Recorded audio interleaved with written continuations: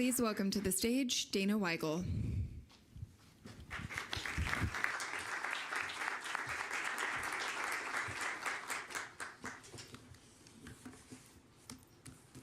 Thank you all for being here this afternoon. Our success in low Earth orbit over the last 25 plus years of crewed operations is because of you. Our congressional support, industry's dedication, and our strong international partnerships. Today, I'm going to talk a little bit about low Earth orbit and future plans. It's critical that we maintain a presence in LEO, transition to commercial stations, and the challenges that we face. As Jared mentioned, the options going forward. Apologies for that. We spent an hour before this fixing the teleprompter, so I have a handy backup here if we need it. All right, let's get started. Let's go ahead and go to the first slide. The next first slide. All right, I'll talk as we're figuring out the slides. Our objectives in low Earth orbit have not changed. NASA's core objectives are to maintain America's superiority in space with continuous crew presence, to continue conducting groundbreaking research, technology development, human research, and using LEO as a proving ground for exploration. We want to expand commercial access to space, stimulate commercial demand, and foster economic growth. Of course, space station will end, and we also need to plan for the responsible retirement of the space station and transition to future commercial stations. Building a replacement for ISS is a national imperative to maintain an orbital laboratory and a proving ground in LEO. Developing the station took worldwide and industry commitment. We had a massive team of major aerospace firms with 4 prime contractors and over 500 subcontractors and suppliers. We also had major contributions for our international partners, and of course they had hundreds of suppliers as well.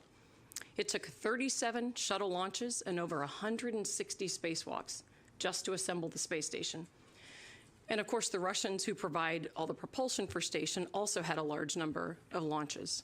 We spent over $50 billion across shuttle and station assembling station, and to date have spent $100 billion.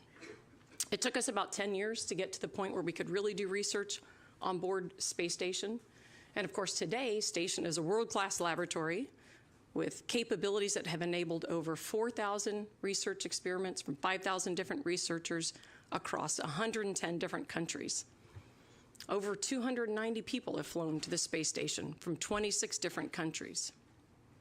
Today, ISS is serviced by multiple crew and cargo missions to maintain our crew of 4 and the amazing research that we do. The operational tempo is high, with a dynamic activity about every week and a half. Our success over these 25 years of crewed operations was forged through significant failures and anomalies. We have overcome them through relentless, high-stakes human intervention. I want to talk a little bit about some of the challenges we've faced because we are operating in an unforgiving environment, and any future station will encounter similar challenges. We lost Columbia. That grounded the shuttle fleet for 2 years. We relied on our Russian partners to bring our crew home and to subsequently launch our crews and resupply for 2 years. We lost transportation vehicles like SpaceX CRS-7, Orbital CRS-3. We lost the cargo on those missions, but those fleets were also grounded for a period of time as a result of that. That really highlighted the importance of redundancy and resiliency in transportation and the criticality of having a robust resupply strategy.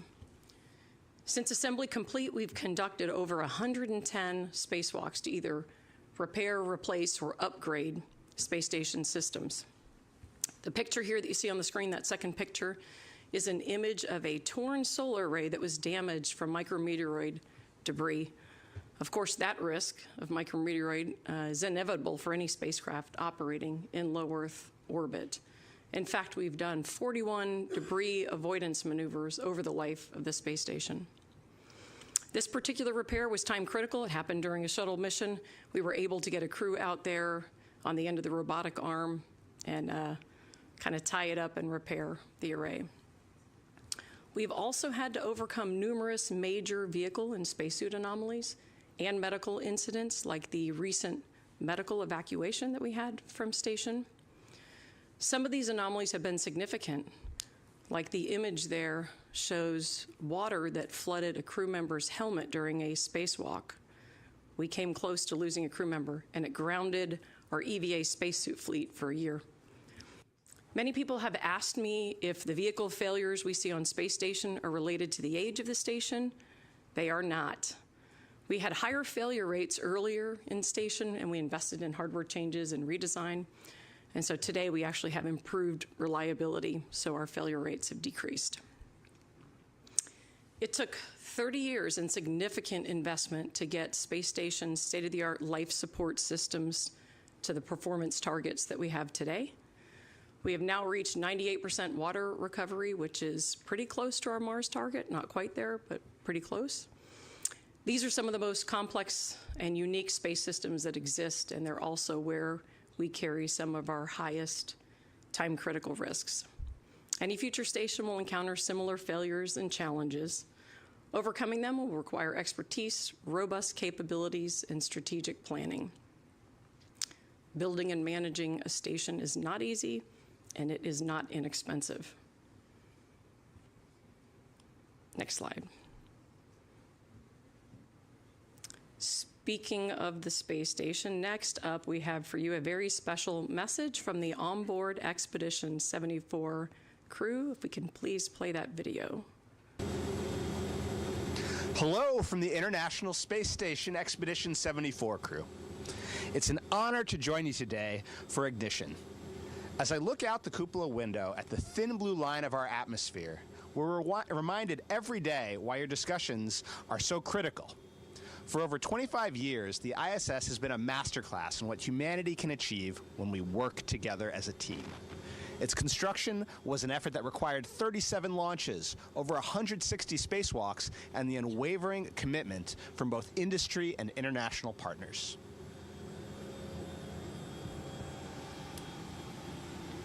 Together, we've used this orbital laboratory to search for cures to the most challenging diseases, advance life-saving technologies, and prove that humans can live and work continuously off-planet.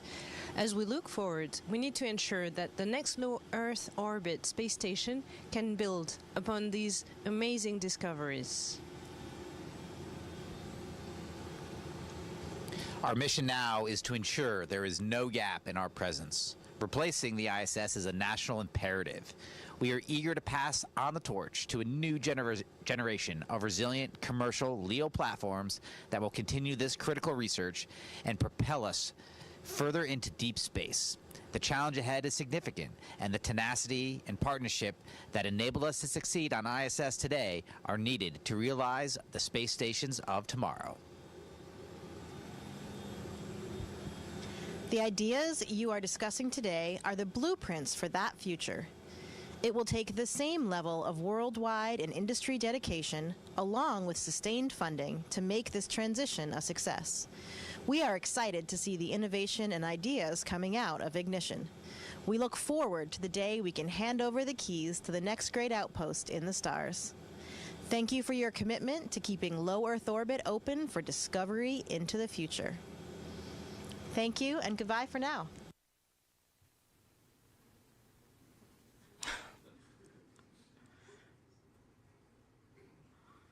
All right, it's always great to hear from the onboard crew. They've been pretty busy up there. They had a spacewalk last week. We've got another one next week.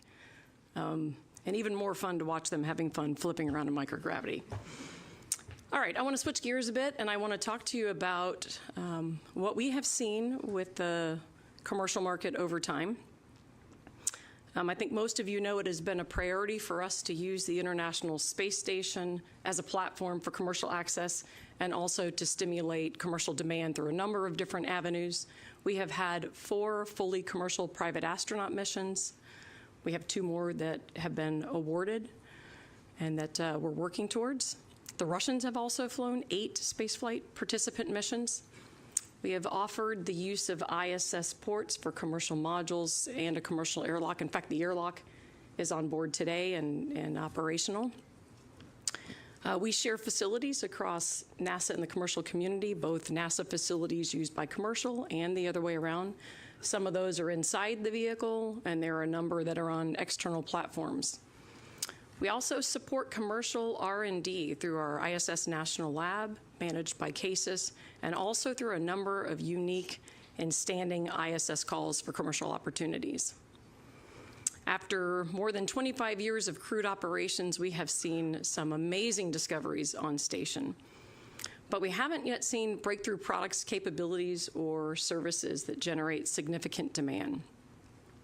NASA's still subsidizing the infrastructure costs, like cargo upmass, which is really one of the largest costs you have in getting to orbit. We haven't seen evidence of scaled space-derived product that's manufactured on Earth or in space, although that is certainly the hope for the future.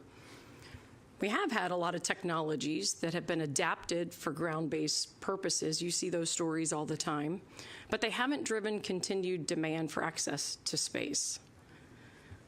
Tourism hasn't really materialized as a market. We certainly have had a number of tourist-sponsored missions, but those have been limited, and we haven't seen recurring demand for them. Sovereign governments do have interest in flying. We've seen purchase of tickets for short-duration flights, for example, on private astronaut missions, but no sovereign governments have been willing to purchase the long-duration opportunities, even though those have been available. When it comes to developing or maintaining the cost of a station or long-duration flight opportunities, our partners and other sovereign governments want to do in-kind barters or exchanges and keep the money flowing into their own industries. Suborbital flights, which are substantially lower cost, have suspended operations for either investment reasons or to prioritize other higher potential opportunities. Though we have seen investor interest, there's no independently verifiable market research indicating the economic viability of a commercial station that is only partially funded by NASA. We welcome industry input and thoughts on the market, but it is paramount that we have independent data. Station will end.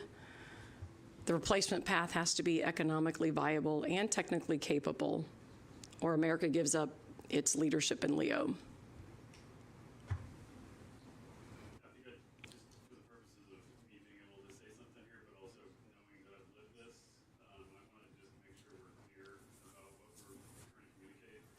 This is a big takeaway for all of us here, that, you know, we have over the last several months been very transparent with the world about where we see issues and where we see challenges in the development activity, everything we're doing. And this is a big area, and we want to be very clear about this before we maybe be a bit more optimistic about ways we can go forward. But this is a real challenge. This is a real problem. We know our presence in LEO is an imperative nationally. It's directed not only that, but also it's for every possible reason we can imagine. Having our presence in LEO is absolutely a national imperative. We cannot get that wrong. As Dana said, there is physics votes last. The current vehicle we have, which is an amazing machine, will eventually not be usable. By the mid-2030s, we will have structural and other issues that will preclude it from being useful. And we have to get the replacement approach right. We can't entertain fiction on what that approach might be. It has to be grounded in reality. As Dana mentioned, as the crew mentioned, as we all know, everyone in the room I'm sitting at helped us do this. Building space station is incredibly complicated. It took a long time. Maintaining it is just as complicated. The number of times we've had issues where we, had to take major action is uncountable in my mind. We've development, assembly, sparing, logistics, resupply, all the things that go wrong with these complicated systems will go wrong. It's not a question of modern technology. It's a question of the environment that we're putting them through. And right now, the current industry that we have that's proposing to build destinations does not have the direct experience with that or the resources to go do it. That's just true. We want that to be the case. But an operational campaign of this complexity that took the allied governments of the world, 30 years to maintain is not something that exists native in industry.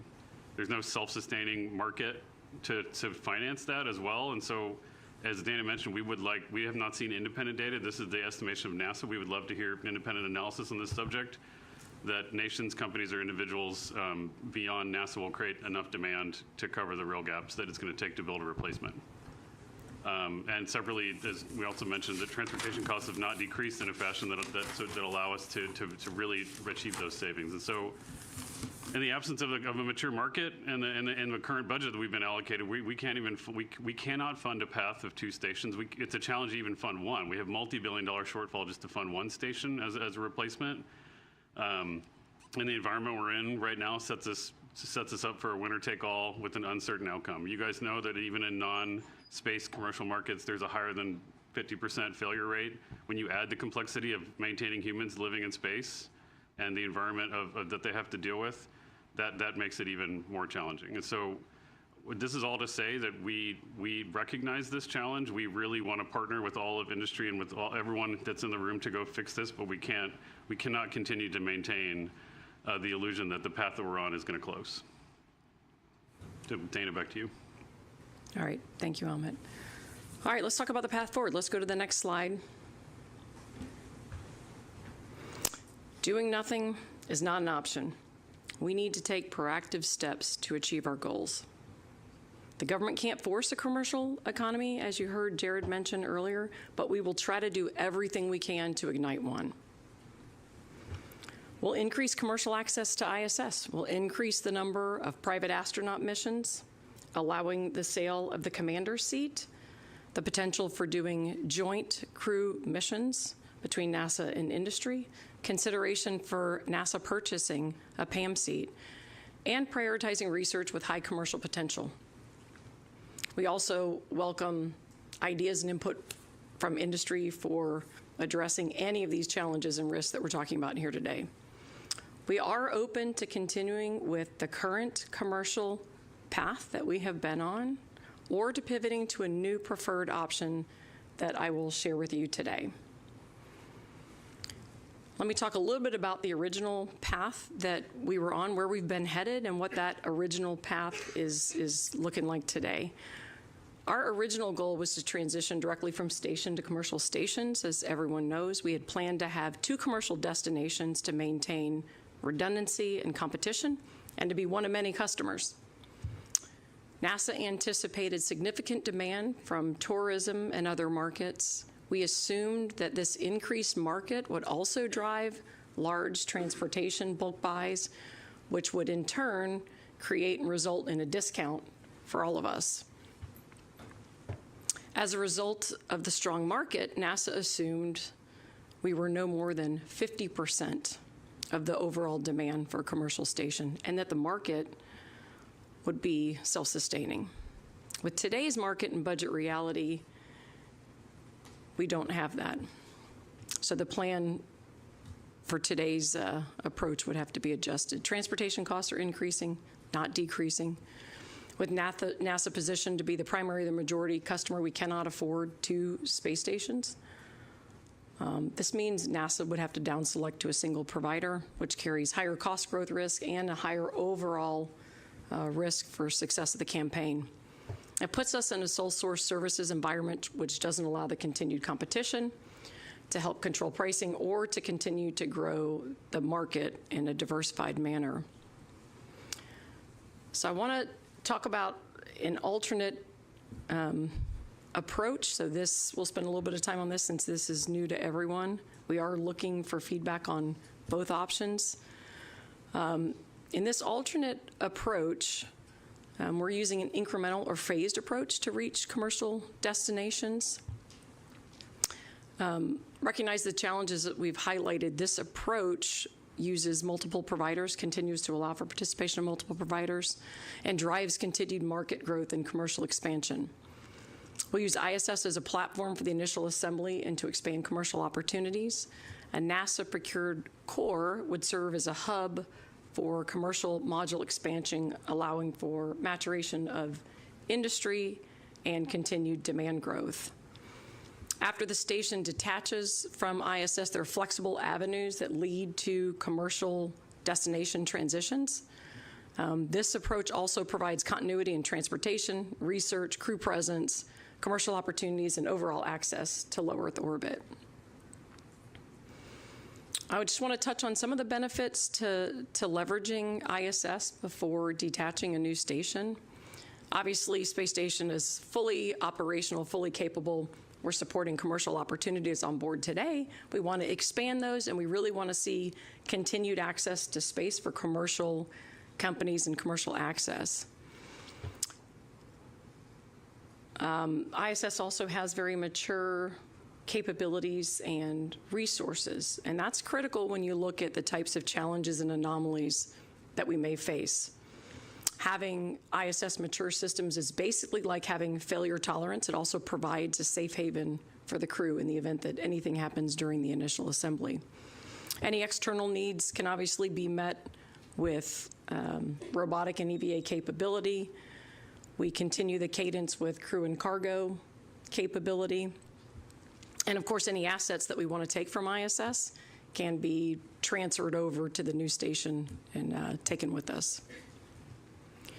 This is a snapshot of the assembly or evolution of this concept. The first is a core module, which would be launched and attached to the forward of station.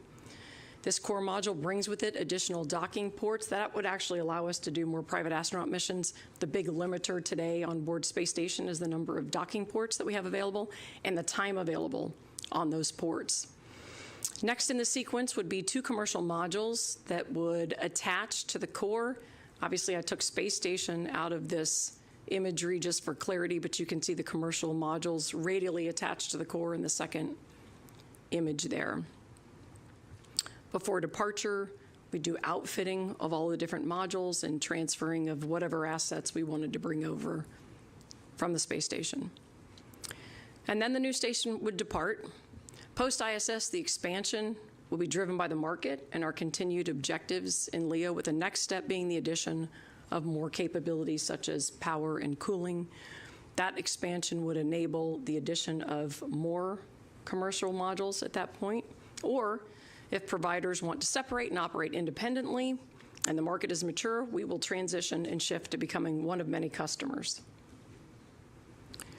Looking more closely at the core module, its purpose is to support basic capabilities for the station, including all the initial capabilities that the commercial modules would need.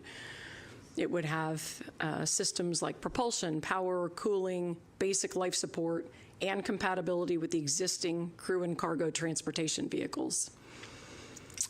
4 radial ports and a forward and an aft port allow both for the addition of commercial modules and for maintaining the same number of ports we have today for crew and cargo vehicle traffic. The core module would also have sufficient propulsion capability for the entire stack. Capabilities like attitude control, debris avoidance, which we talked about earlier, altitude maintenance, and refueling. It would also serve as a central command and control for the station, providing direct telemetry down to the ground, research data down to the ground, command and control. Next slide. The commercial modules themselves, they would be owned, developed, and operated by commercial providers. The commercial modules would have research and habitation capabilities that meet both NASA and industry needs. The modules would be attached to the core radial ports while at ISS. We'd like to see the development and operations set up through a partnering arrangement. That's one of the things that we'll be asking about with our RFI that will come out tomorrow, so we'd like input on that. When the market matures, we would transition from this partnered agreement to a services-based model. For future expansion, this architecture is really flexible, so there are a lot of options for future expansion. What we're really looking to do is use market indicators and industry needs to kind of drive and determine what this phase would look like. If commercial markets have matured, like I mentioned before, providers can separate, build up their own stations. We'll transition to being one of many customers, or we can add additional capabilities here. What you see in the vertical, in the image, the module in the vertical is the power and cooling module. That addition would allow us to add a number of additional commercial modules to the forward end of the station. There are a lot of new industry opportunities available here. With the expansion of what we want to do with Space Station. We are going to move from 1 private astronaut mission a year to 2. We're allowing for the sale of the PAM commander seat, which I know has been a challenge previously with the more stringent requirements we had with previous ISS experience. We will consider purchasing a private astronaut mission seat. We'll look for the potential for doing joint crew missions together. And as I mentioned before, prioritize research that has high commercial potential. And we're also open to other ideas that industry has for how to maximize the commercial use of the space station. Providers have opportunities to build 3 different modules. We have the core module and the 2 different commercial modules. And then there are many opportunities in the future for expansion as the market grows. This also continues our commitment to crew and cargo transportation demand through ISS and post-ISS. This is an overview of what the high-level procurement approach would be for this option. In the initial phase, the first phase, we have the 3 different modules. For the core module, we would select 2 providers and go through an early design phase point and then down select to 1 provider. And then 2 different awards for the commercial modules. Throughout this time period, we'll have multiple calls for expanded use of commercial access to ISS. The second phase will be informed by the market with the addition of a power and cooling module. We also envision 2 providers initially through initial design and then a down select. And of course, phase 3, either we're moving to independent free-flying destinations if the market's mature, or we can continue to add additional capabilities. Right now, the available budget is about $250 million a year, plus whatever else the agency can put together. That's true through the end of life of ISS. We will acknowledge that this is inadequate regardless of the option, regardless of the path that we take going forward. We are looking for industry inputs and partnering arrangements to help this challenge, but we're here to all acknowledge that we've had this shortfall for a while, and we realize this is a barrier. We're going to put out 2 RFIs tomorrow. One's for transportation feedback, the other's for destinations for both approaches. Then we'll have a final RFI. Expect to get a lot of comments from industry. We'll send out another one at the end of April, and then draft RFP in early June. So just to wrap up, you've heard us all say this, it is a national imperative to maintain U.S. leadership in LEO. Regardless of the path that we take moving forward, we have a real budget shortfall. So when you see those 2 RFIs tomorrow, please help us, give us feedback. We're looking for feedback both on the original plan and the original path we were on and this alternate approach and other ideas that you may have, including concepts for these partnership arrangements that I mentioned. We'd also like your feedback and your view on the market outlook and investments. Hard financial commitments to ensure stability from manufacturing through launch, long-term economic viability beyond NASA as a customer, and major technical hurdles that you see for a station development and your approach to managing them. We are committed to a rapid turnaround when we get your feedback to move towards procurement.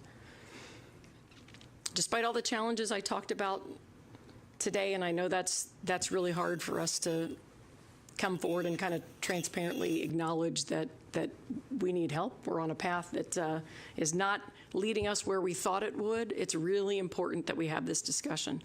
It's important that we hear your feedback. We're looking forward to creating commercial opportunities across industry, hearing your ideas, and establishing a trajectory that maintains U.S. leadership in LEO. Thank you very much for your time today.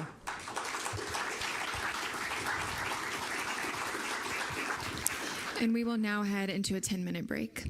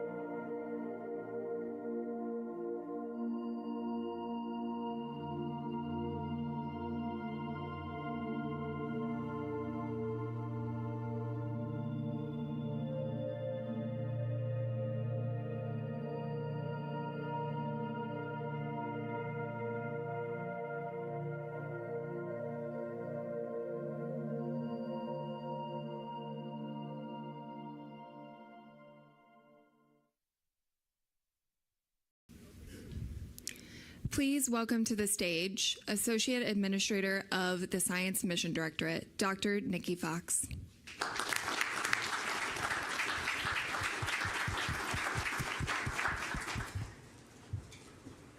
The universe is vast.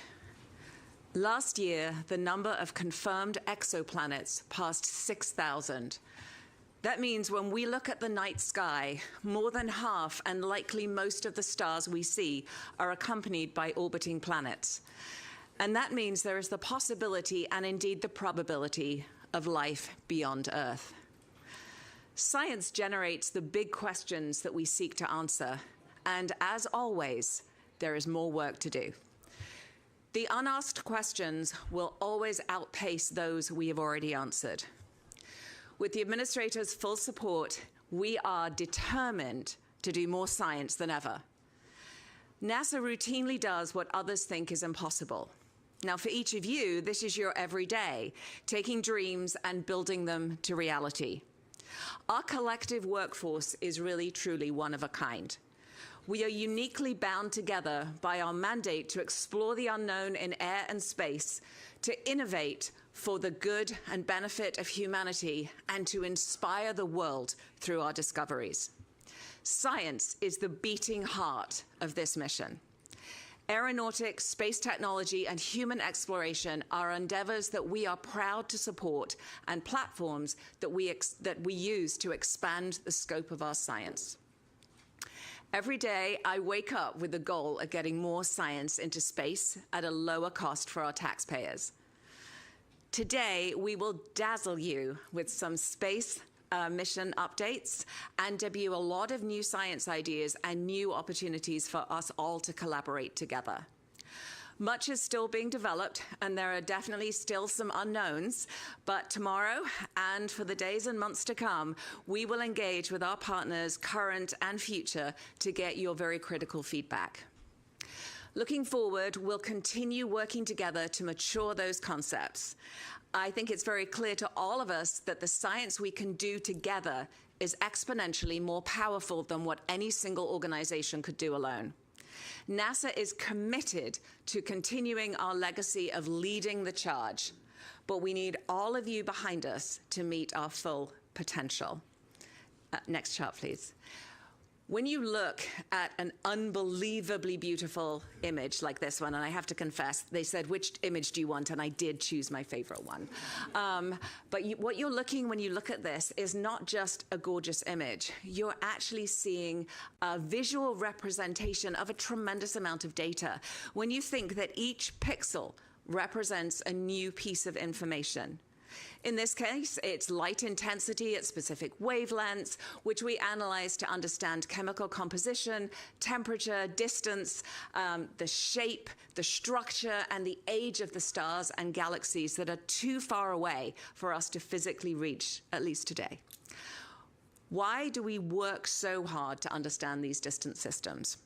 Because when we solve complex technical challenges to answer big science questions, we push the cutting edge of technology forward.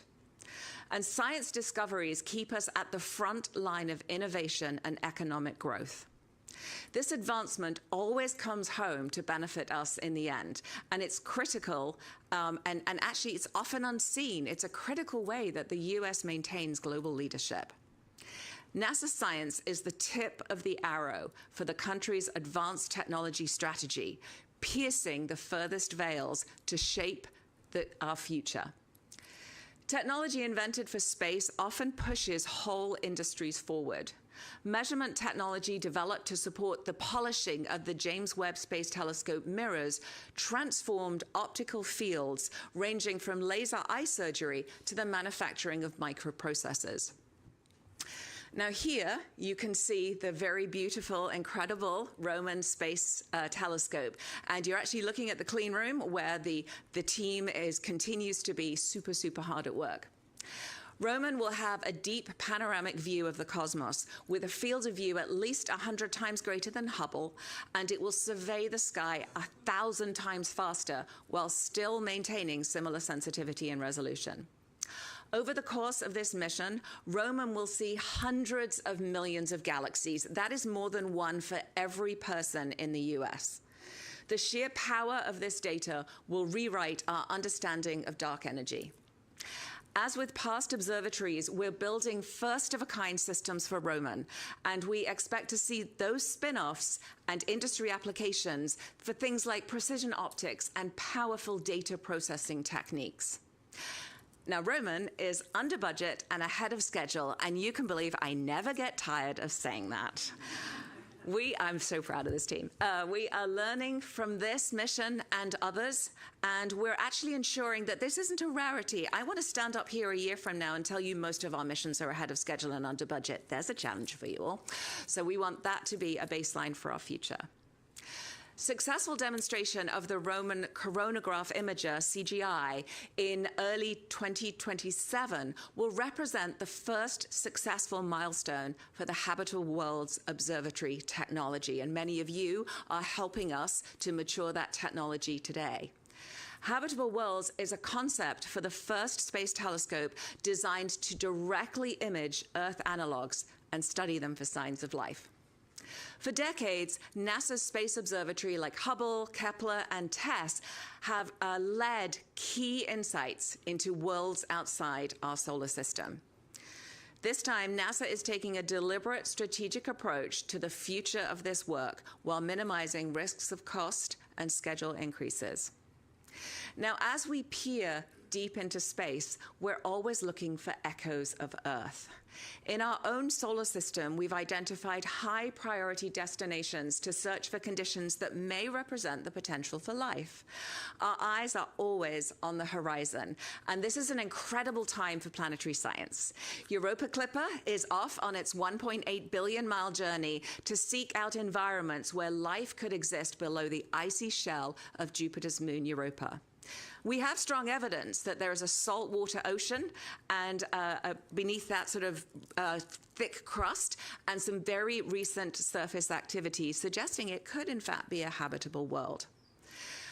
Now, the beautiful Dragonfly mission, which if you have not yet seen it, there is a 50% scale model. It's actually the integrated test model, and it has flown recently over the deserts in Utah. Please take a look at it.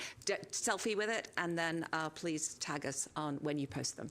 But the beautiful Dragonfly mission, which Forbes called the most exciting space mission of your lifetime, will launch a nuclear-powered octocopter in 2028. It will arrive at Saturn's moon Titan in 2034 to explore its complex, organic-rich environment.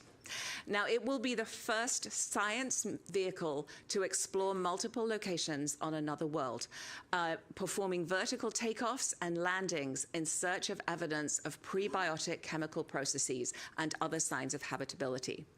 Now, because it can fly through Titan's dense atmosphere, Dragonfly will be able to travel much farther in a much shorter time than even our most capable vehicles on Mars.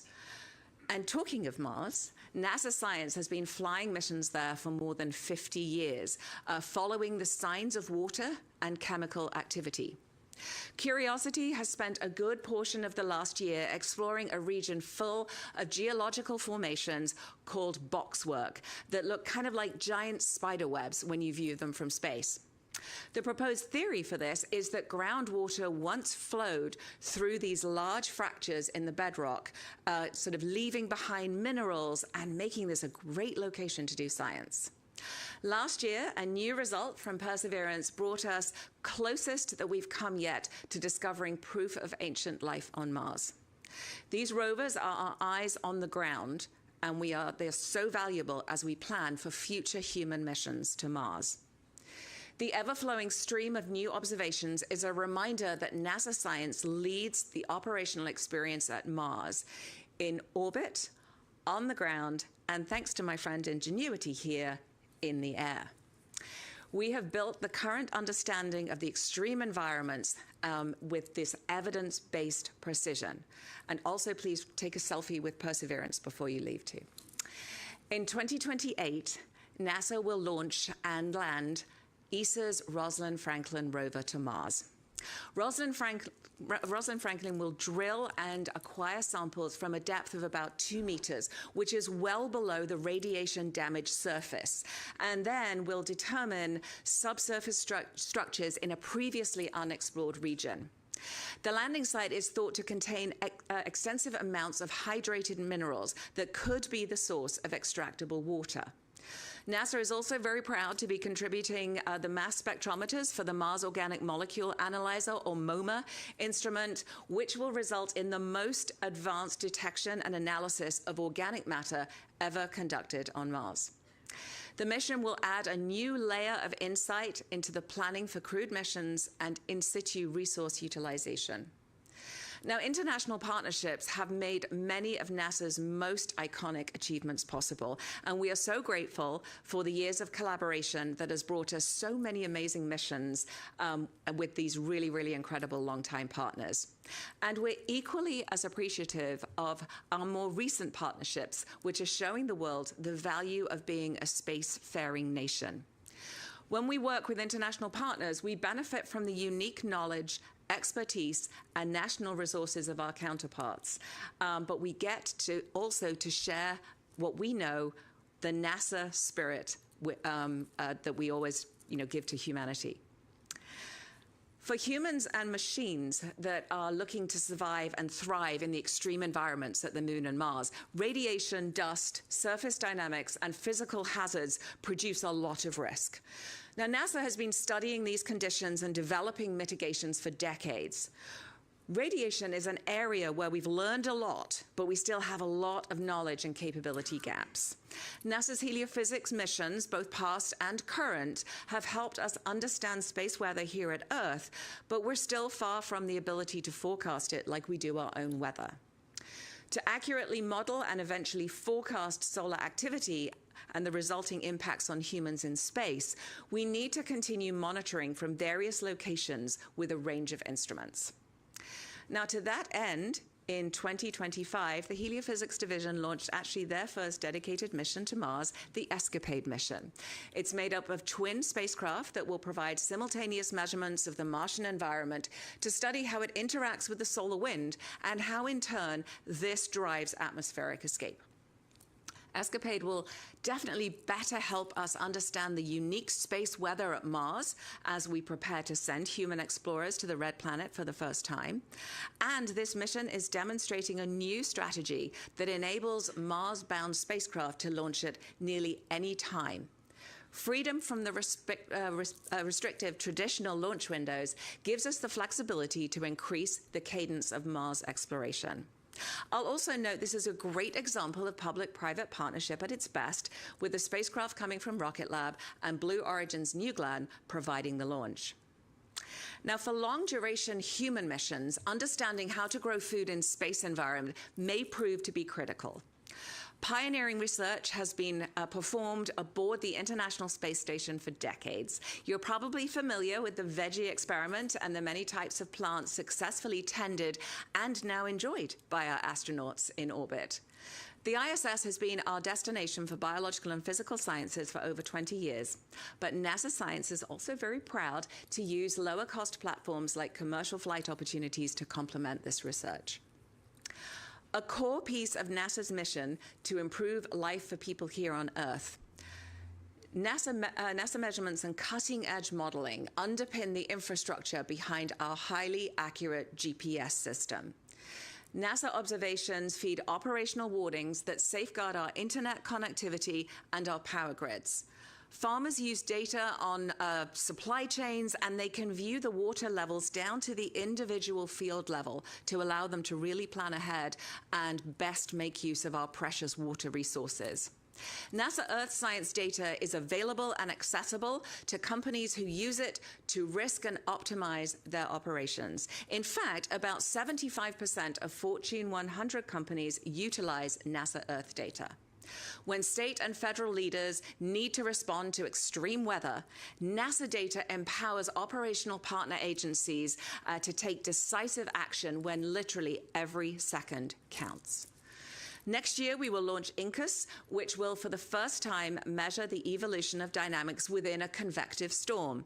Now, these dynamics determine severe wind, hail, lightning, and rainfall, and they'll improve the weather community's ability to forecast the evolution of a weather event up to 6 hours in advance of the event itself. This mission is a part of the Venture Class program, and it's another great example of public-private partnerships, enabling NASA science. Earth science innovations also expand what is possible off our planet. The same tools, models, and insights we use to study Earth help NASA understand planetary environments as we prepare for future missions to the Moon and Mars. Right now, we're identifying more ways to apply our Earth research models to the Moon and later to Mars. With the Explorer for Artemis Geology, Lunar, and Earth missions, or EAGLE, there's a bad acronym for you, NASA will deploy breakthrough hyperspectral images across the Earth, with later missions anticipated for the Moon and Mars in rapid succession. On Earth, they'll identify critical minerals for national security to enable precision agriculture and to support disaster response. On the Earth and at Mars, they will locate critical minerals and resources that enable water ice for propellants, for rare earth elements for technology, and construction materials for habitats. Now, I think it's extremely clear how very proud we are of the work that you all do. And we meet today at a critical moment that will shape humanity's future, and you all have a key part to play. The space industry is growing rapidly and is increasingly present in our daily lives. We are not the only ones interested in the Moon or Mars. Many of the technologies that have the most promise for health and safety of America can only be derived from work done in space, and we cannot afford to fall behind or cede leadership. We must evolve how we explore. We need to move faster, we must look further, and we must do it first. As the Administrator has very clearly established, achieving the agency's objectives is imperative for national security. When we stand by our commitments and investments and show the world what we can do, we secure the future of America. The administration's commitment to increasing launch cadence is broader than just Artemis. Not only will the increased tempo of missions provide more opportunities to do more science, but these kinds of bold decisions show us and show the world that we're ready to do what is necessary to execute the missions in the way that only NASA can. In the past year has brought a lot of change for many of us, both inside the agency and in our partner organizations, and of course in the science community. But we're now moving to a phase of clarity and action. We're being asked to examine what we do and how we do it. And this is how we grow together as an agency and as a community. And no matter what challenges we face, we continue to launch groundbreaking missions and conduct history-making science. The future of NASA science is bolder, faster, and more collaborative with commercial, academic, and private partners. Picture experiments done across a network of laboratories distributed throughout the entire solar system. Imagine a vital world of data that is alive, vivid, and easy to access. Our legacy, more than half a century of exploration, your passion, the late nights and the missed holidays, and this country's investment all brought to fruition. When farmers decide when and how to water their crops, the rainfall models and the real-time predictions will be there. When those of you on the Artemis mission planning teams reach for data on lunar topography, radiation, and temperature, it will be there. When a child asks, what would it look like to walk on Mars? Their imagination will come to life before their eyes. And this is extremely relevant now on the eve of Artemis II. Science is why we're going, and science is what we will do. The moon is a scientific goldmine as we strive to understand planetary formation and the evolution of our solar system and deep space environments. It has the potential to address all of NASA's key science themes and major community science objectives across all disciplines. NASA science is leading the way in characterizing, mapping, and accessing the vital in situ resources required to build up a permanent presence on another planetary body. That wasn't me. From the early robotic lunar missions and through the Apollo era, we built the foundation for understanding the moon's origin, composition, and geologic history. The decades of robotic exploration since have advanced this knowledge with high-resolution mapping, multispectral imaging, and high-precision isotopic analysis, revealing an extreme environment shaped by complex processes. Today, missions like LRO continue to deliver an incredible amount of data, which NASA, industry, and academia use to feed, improve models, maps, and mission planning tools. Small and large landers, rovers, habitats and labs, access to power, and innovative systems like hoppers. This moon base is packed with science opportunities. We are so excited to partner with you to make this a reality. Now, you've heard today about the expansion of the CLIPS program to deliver more assets to the moon, and NASA science is ready to go. CLIPS has already been a great example of how the agency is acknowledging and evolving industry's role and putting a lot of trust in our partners to figure out these really complicated space and science challenges. These missions have already deployed valuable science and tech demos that are allowing us to plan safe and effective robotic and crewed operations on the lunar surface. The Firefly Blue Ghost mission successfully landed and operated 10 experiments for NASA, costing NASA less than a third of the inflation-adjusted cost of a single Surveyor robotic landing mission from the 1960s. And this is how we use our resources more strategically. The success for Firefly has resulted in a number of awards, including, and I just want to congratulate them on their most recent Robert J. Collier Trophy, the annual award for the greatest achievement in American aeronautics and astronautics. And I'm just going to brag, 5 in a row for NASA Science Collier Trophies.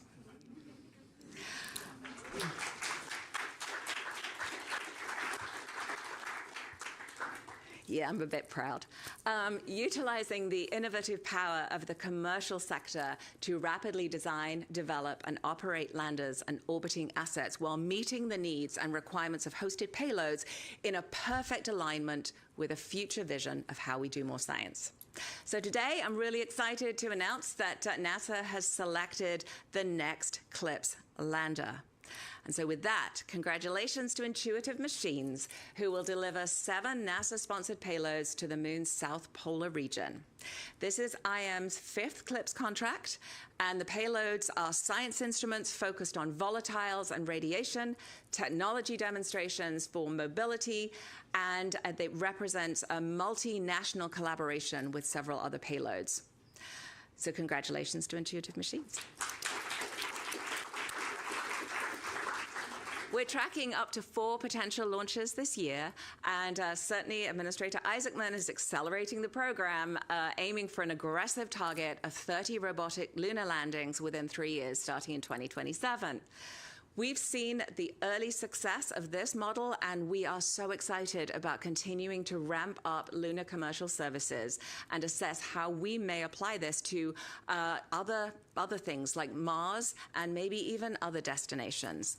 And to that end, we're planning to fly science payloads on the Mars telecommunications network and the nuclear tech demo mission, which you'll hear about up next. I mean, honestly, why waste a great opportunity to do groundbreaking science at Mars?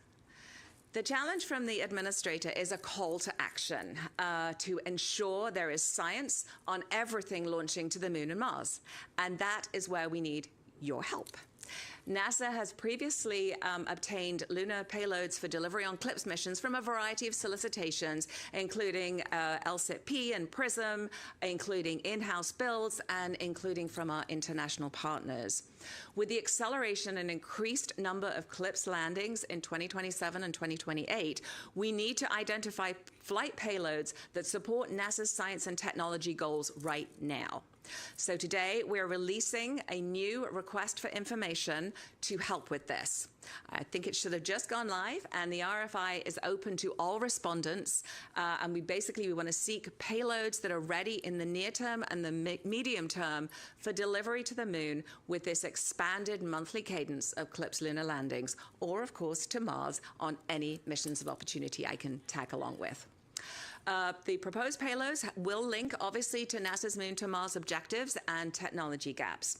And I am really looking forward to see what you guys have on the shelf and ready to fly. In addition to the excitement of the expanded CLPS program, NASA Science is thrilled to be part of Artemis. On Artemis 2, the Avatar experiment from our Biological and Physical Science Division will send cells derived from the Artemis 2 crew deployed on microchips to study the effects of increased radiation and microgravity on human health. We plan to use the data to work towards personalized medical kits for future long-duration missions. Additional science on Artemis 2 includes the Artemis Lunar Observation Campaign, or the ALOC, and they will be using photographs, videos, and crew observations to study the lunar geologic terrain and to look for impact flashes. An illuminated far side of the moon will allow for observations of the surfaces that have never been seen before by human eyes, even including during Apollo. It's going to be such an incredible moment. Hearing and seeing the crew put years of training into action, using lunar geology strategies to better understand a rarely seen part of the lunar surface, will inspire a whole new generation of scientists. You can see the team in the science evaluation room here. The SIR. They're running a simulation for the Artemis 2 lunar flyby here. And embedding science directly into the mission operations environment ensures we can maximize Artemis discoveries and sets us up for future success as we build up a strong community of scientists who will support our permanent presence on the lunar surface. Speaking of which, I am excited and pleased to share that NASA has selected 10 participating scientists to join the team developing the science plan for the first Artemis astronauts to set foot on the lunar surface. And this will include deploying scientific instruments, making critical observations of the landing site, and collecting those unbelievably precious moon rocks. So congratulations to this extremely qualified group, and please join me in yet another round of applause to celebrate them.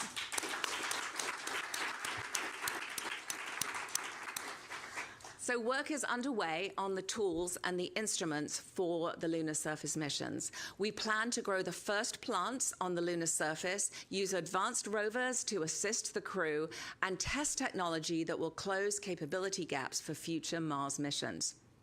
Every component of surface science must seamlessly interface with the other hardware, things like the suits and the gloves. In addition to maximizing science across physical labs on the ground, also at the moon base and hopefully beyond, NASA Science is also developing a digital lab concept. Here we will incorporate and transform science data into a continuously updated central environment for all user groups. Through this, we will support the creation of new products for Earth, Moon, and Mars, where researchers, engineers, and other mission stakeholders will synthesize science data into products that are actionable for exploration, risk reduction, decision support, and discovery. And we're really looking forward to discussing the technological requirements with our industry and commercial partners in the coming months. Some areas we've identified as strong candidates for directorate efficiencies include integrated digital environments for real-time mission planning, for certification, for astronaut health analytics, for extreme environment computing capabilities, and advanced high-end computing for aerospace systems. So again, we're really looking forward to discussing the technological requirements with you and actually learning from the techniques that you have that we currently don't have. So really, really excited about doing that. Much of the value of the Science Mission Directorate is how we deliver to our end users, and that includes other NASA colleagues from other directorates, and it comes from our unique ability to integrate and layer results. We're already closing gaps between information and implementation, but we have to match the pace of exploration with the right science at the right time to answer those questions that have not yet been asked. We're already moving out on initiatives to support the administrator's vision for NASA and the executive order on ensuring American superiority in space. By finding efficiencies in our existing processes and tools, we plan to free up resources to do the next missions upon which the next generation of discoveries and science careers will be built. By expanding and evolving public-private partnerships, we'll be able to do more and bring more people along with us. By continuing to leverage the expertise and the hustle of our industry partner teams, we'll accelerate the pace at which data turns into decisions. We want to simplify the pipeline of information from doers to decision makers and to seek more agile and streamlined ways of working with our partners. We'll clarify decision authority, streamline reporting and briefing practices, and leverage the same advanced technology we use to do world-class science to support and empower our workforce. Moving faster means taking a hard look at every layer of our organization to target inefficiencies and red tape that are holding back our teams. Looking farther ahead means effectively integrating long-term science objectives with the known needs and priorities of the country, while building in the agility so we're ready to meet unknown unknowns as they arise.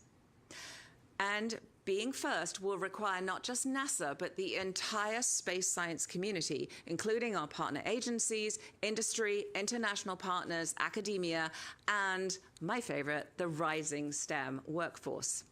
The many hurdles we must clear to move missions from concept to operations exist for a reason, but they often slow us down. Now, safety will always be NASA's top value, and we will always maintain the right checks and balances. But to fully step into the new era of exploration, we need to take the same ingenuity and, that we use to resolve engineering problems and apply it to how we do business. We must be willing to take on and manage risk when it's in balance with our groundbreaking science rewards. Now, ride shares are obviously one of the clearest examples of common sense efficiencies that provide massive savings. It is critical that we take advantage of every ounce of upmass. This is a strategy that's available to us on many levels. Now, we've recently launched multiple NASA missions on the same launch vehicle. Here you're looking at Spherex and Punch. We also launched IMAP with Carruthers and SWIFO for NOAA. We are looking at being able to do a sort of expanded CubeSat opportunities, and we fly small experiment payloads on human missions.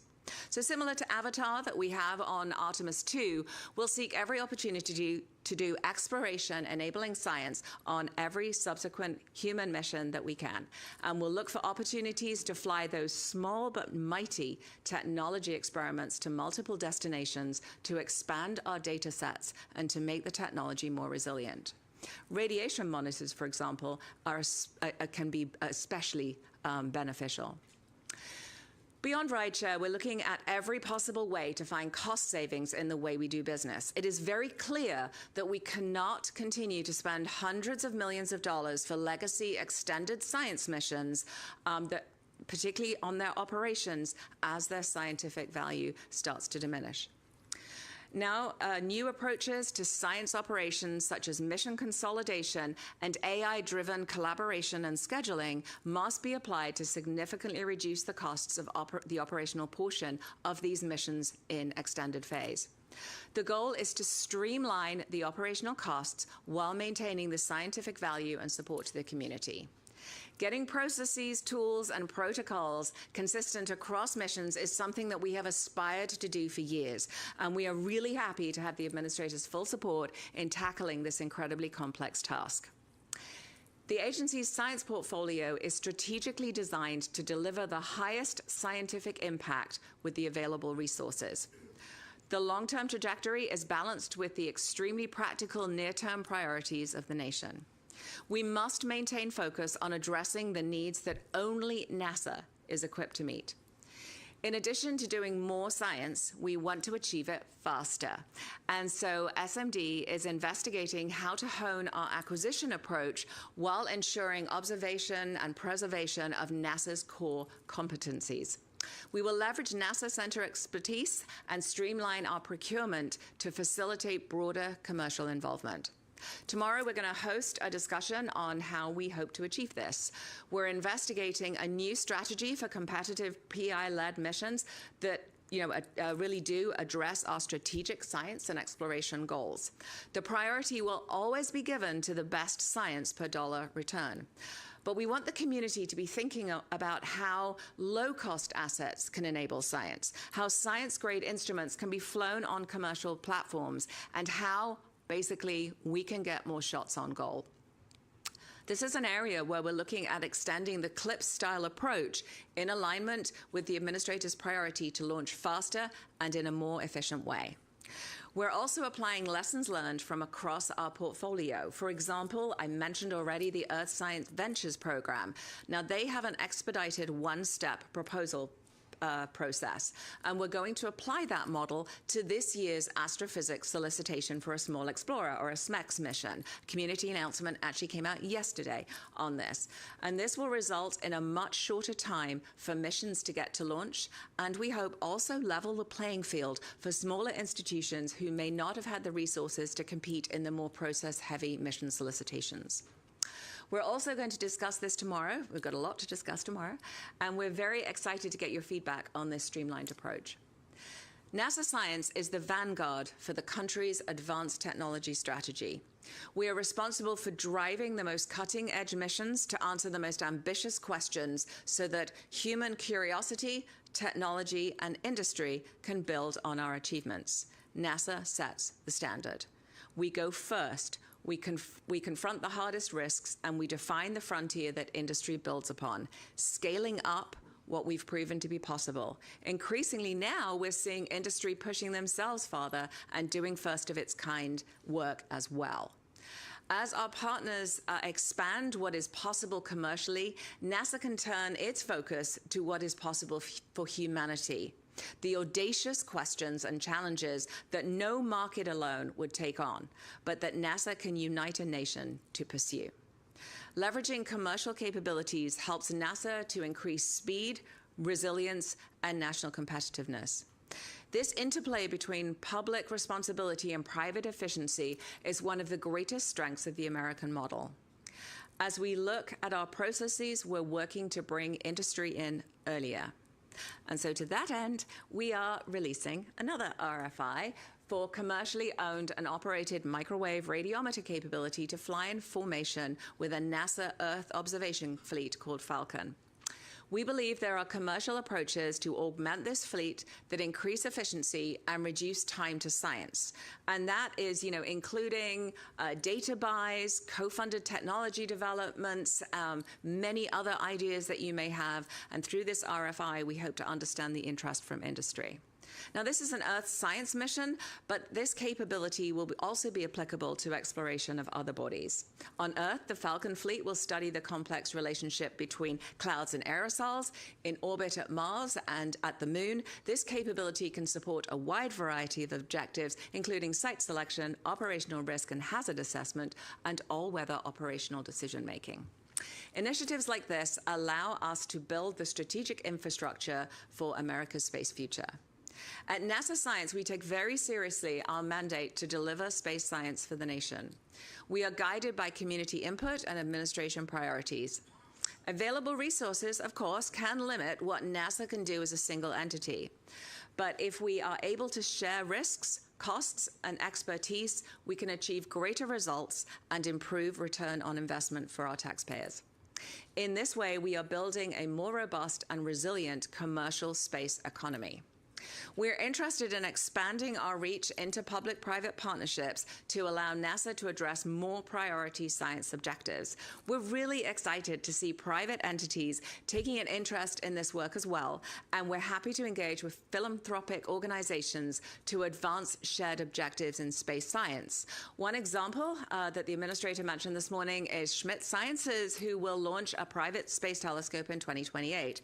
We are also incredibly excited to hear that other private companies are undertaking missions to solar system destinations.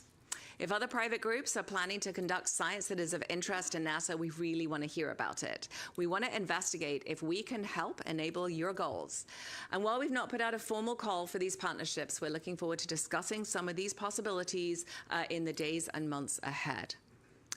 Now, my most fun action I've had recently was when the administrator asked me to suggest some exciting mission concepts which are not possible within the scope of our current budget, but are of great interest to the nation, to the world, and would be ripe for such partnerships. One area that is of extreme interest to everyone is planetary defense. And this was exemplified recently by a visit from an interstellar comet. And here I am unashamedly also bragging about the power of the NASA fleet.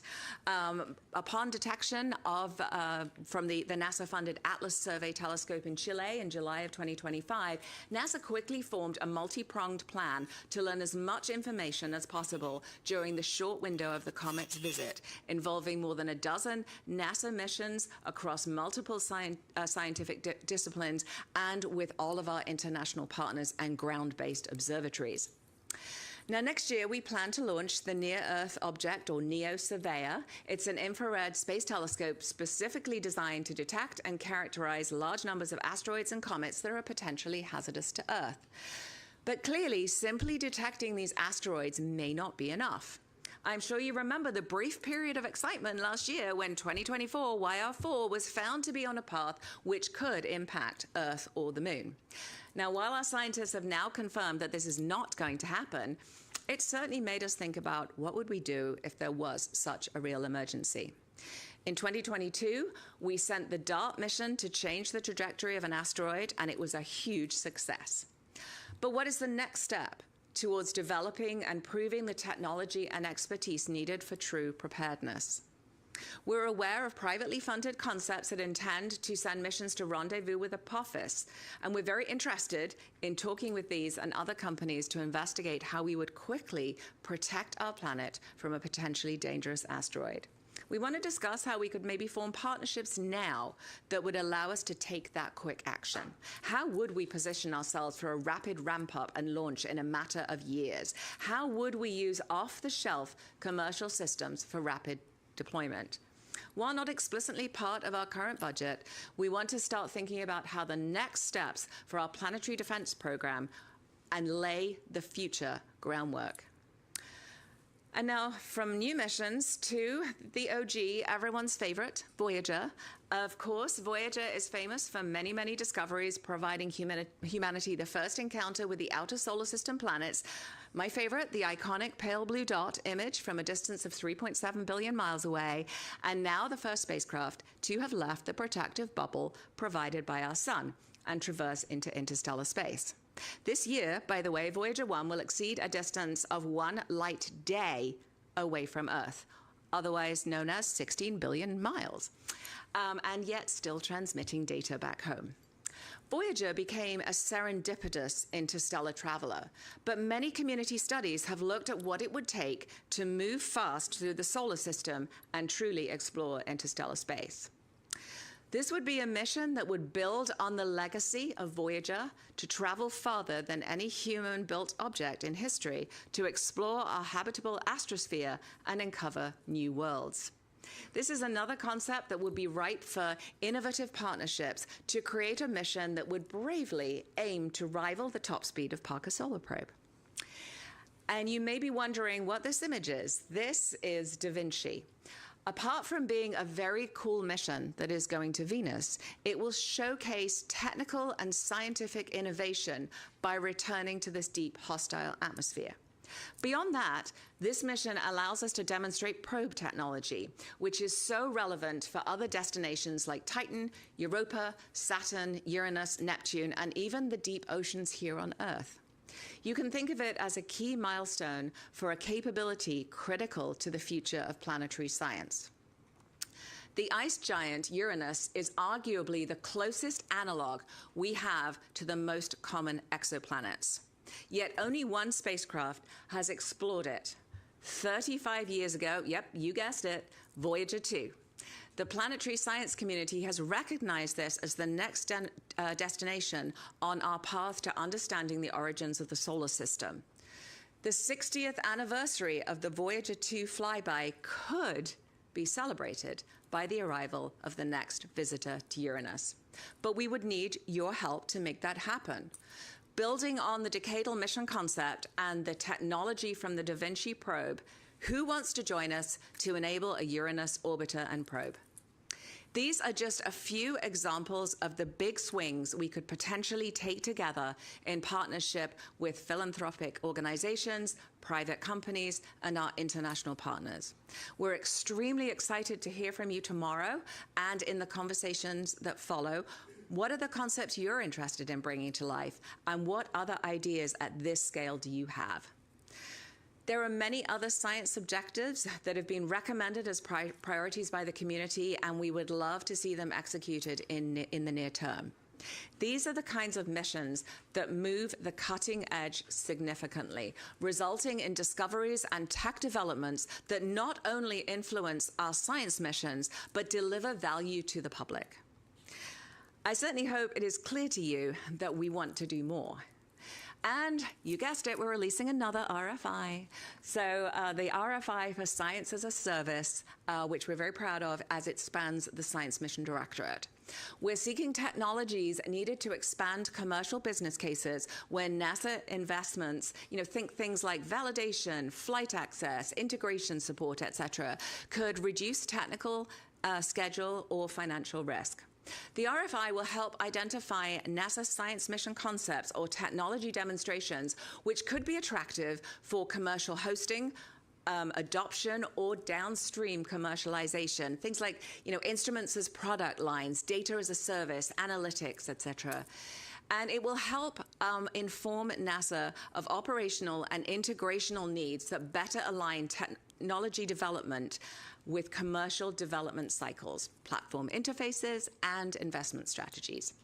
This and all the other RFIs we released today are just one way that we gather feedback and ideas and identify opportunities to collaborate. The science community tells NASA what its priorities are, and through a number of avenues, including the national academies, the decadals, conferences, and workshops. And when we go to those events, we aren't just presenting NASA's perspective, we are really eagerly listening to the questions that are asked and the themes that are top of mind. In fact, I've literally just come back from the National Academy Space Studies Annual Space Science Week, where I had a chance to inspire that group with all of the great things at NASA Science. But before I close, I want to do one more big reveal. It is a brand new image from the James Webb Space Telescope.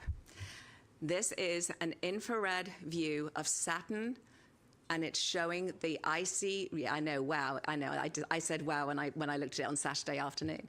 It's glowing icy rings, the layered atmosphere, and several moons, including Titan, which is the destination for our mighty Dragonfly mission. NASA represents the best of what makes us American. Grit coupled with creativity, strength merged with empathy. We must continue to lead. The world deserves to have curiosity, innovation, and peace to continue to reign in space. There is no doubt that the past months have tested us. We've gone through a lot of change and much of it unexpected, but NASA has weathered periods of change in the past.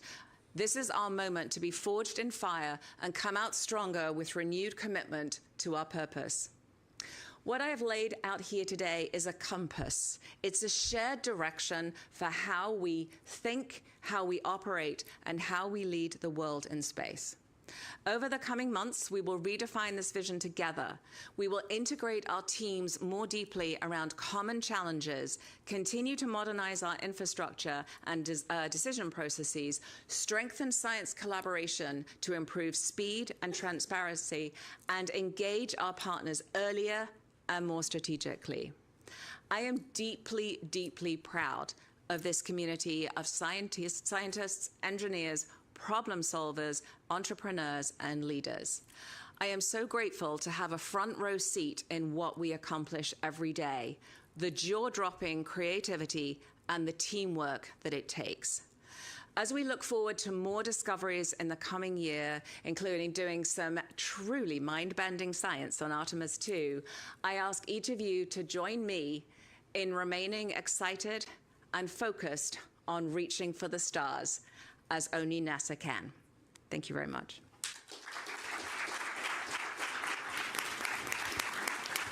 And once again, we're going to break for 10 minutes, so we will see you back in here then. This is a very serious endeavor. This is absolutely a test flight. That'll be the first time we'll have 4 crew members seeing the far side of the moon together. We're at the point now where we are ready to go fly. If you want to go fast, go alone. If you want to go far, go together. We've been training together for over 2.5 years now, and with that comes a closeness. I'm driven by the spirit of exploration. There's just something about pushing the limits that really captures my passion. This is the stuff we dreamed of when we were kids, and now it's becoming reality. Artemis 2 is more than a mission to the moon and back. It is the next step on the journey that gets humanity to Mars.